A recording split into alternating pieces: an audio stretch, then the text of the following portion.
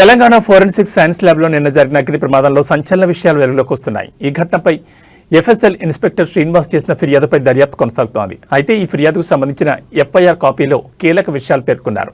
5 గదుల్లోని files కాలిపోయినట్లు Srinivas ఫిర్యాదు చేశారు. Computer forensic lab, property రూమ్తో పాటు case verification chamber, analysis chamber కాలిపోయాయని, సర్వర్ రూమ్లో ఫైళ్లు దగ్ధమయ్యాయని పేర్కొన్నారు.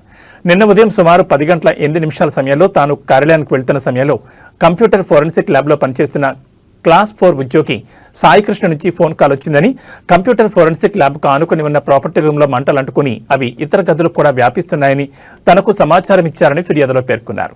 ఈ సమాచారం అందుకున్న వెంటనే తాను ఫైర్ డిపార్ట్మెంట్కు సమాచారం ఇవ్వాలని సూచించారని పేర్కొన్నారు.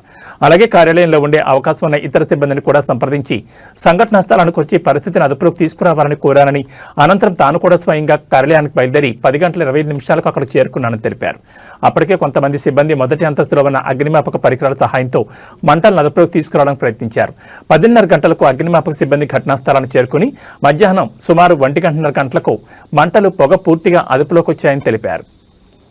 పరిస్థితి పూర్తిగా అదుపులోకి వచ్చాక joint director K Ravikumar Goud, assistant director K Gnaneswara Rao, in charge scientific officer K అంజనతో కలిసి మొదటి అంతస్తును పరిశీలించామని, అక్కడ కంప్యూటర్ ఫోరెన్సిక్ ల్యాబ్, దాని property room, case verification chamber, analysis chamber, server room నష్టం చెందినట్లు గుర్తించామన్నారు.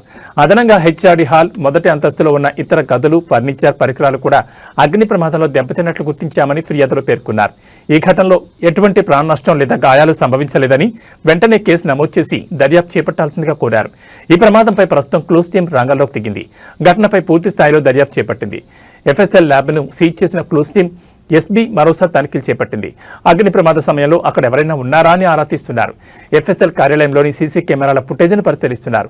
మరి కాసేపట్లో ఎఫ్ఎస్ఎల్ డైరెక్టర్ శిఖా గోయల్ ఘటనా స్థలానికి చేరుకోనున్నారు. ఈ ప్రమాదంపై సోషల్ మీడియాలో రకరకాల ప్రచారం జరుగుతున్న నేపథ్యంలో ఆమె కీలక ప్రకటన చేయనున్నారు.